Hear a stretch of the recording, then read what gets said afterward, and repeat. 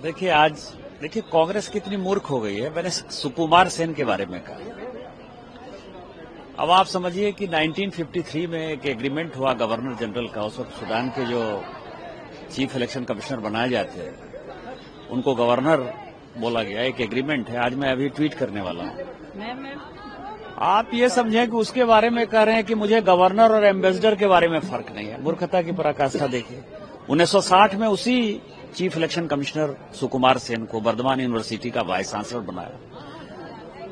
कितने लोगों को पद्म भूषण दिया, आज मैंने ट्वीट किया है। आर.के. त्रिवेदी को गवर्नर बनाया, वी.एस. रमादेवी को गवर्नर बनाया, एम.एस. गिल जिसने सोनिया गांधी जी को बचाया वो मंत्री बने, टी.एन. शेषन उनका चुनाव लड़े और उन्होंने कहा कि मैं स्टाम्प मोहर हो जाता हूं जब मैं जाता हूं कमेटी में। 2010 में चीफ विजिलेंस कमिश्नर की नियुक्ति हुई। आप लोगों के जानकारी के लिए थॉमस, जिसके ऊपर की पामोलिन घोटाले का जो है बड़ा आरोप था, उस आरोपी को जो है Sushma Swaraj ji leader of the opposition थी, उन्होंने विरोध दर्ज किया ऑन पेपर कि ये करप्ट आदमी है, इसको भ्रष्टाचार का मुखिया कैसे बनाओगे, सीबीसी का मुखिया कैसे बनाओगे। उसको इग्नोर कर दिया, बुलडोज कर दिया। सुप्रीम कोर्ट में केस चला, सुप्रीम कोर्ट ने उसको हटाया। तो आप ये समझिए, उसी तरह से मैं आपको बताऊं कि एक सीबीआई के डायरेक्टर थे, उन्होंने बहुत जो है 2G में इन लोगों को पैसा कमवाया, उसको यूपीएससी का मेंबर बनाना चाहते थे और सुषमा जी ने उस पेपर पर लिखा कि he is the most corrupt CBI director I have ever seen.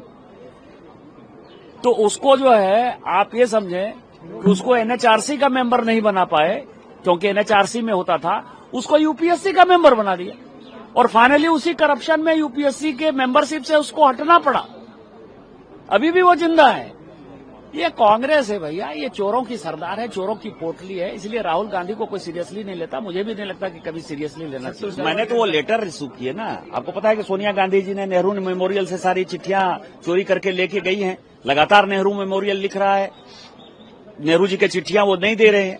लेकिन ये जो राइटर है, इस राइटर ने 2007-8 में बुक लिखा था, इसीलिए वो नेहरू मेमोरियल में जो लेटर थे, तो जिन्ना जो है जैसे ही कोई स्टेटमेंट आता था कांग्रेस के खिलाफ, सीधा जो है नेहरू चिट्ठी लिखते थे, क्यों लिख रहे हो भैया। और उसी तरह से यदि नेहरू जी जिन्ना के खिलाफ लिखते थे तो जिन्ना जो है लिखते थे।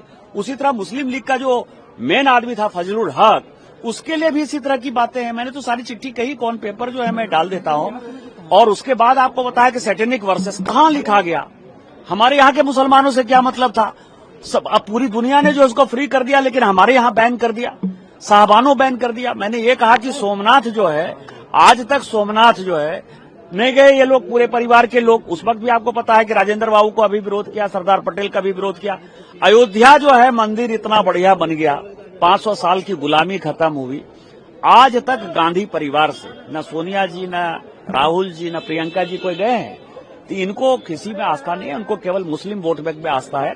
और एसआईआर का जो विरोध है बंगाल में, जो मैंने बताया, चाहे मालदा हो, मुर्शिदाबाद हो, दिनाजपुर हो, चाहे 24 परगना हो, चाहे मेदिनीपुर हो, चाहे कोलकाता हो, जिस तरह से मुस्लिम पॉपुलेशन बढ़ा है, वो 1907 से लेकर 1947 तक जो भारत की स्थिति थी, जिसमें कांग्रेस मुस्लिम परस्त राजनीति कर रही थी, आज भी वही कर रही है। और एसआईआर और ईवीएम का विरोध इसी कारण से हो रहा है।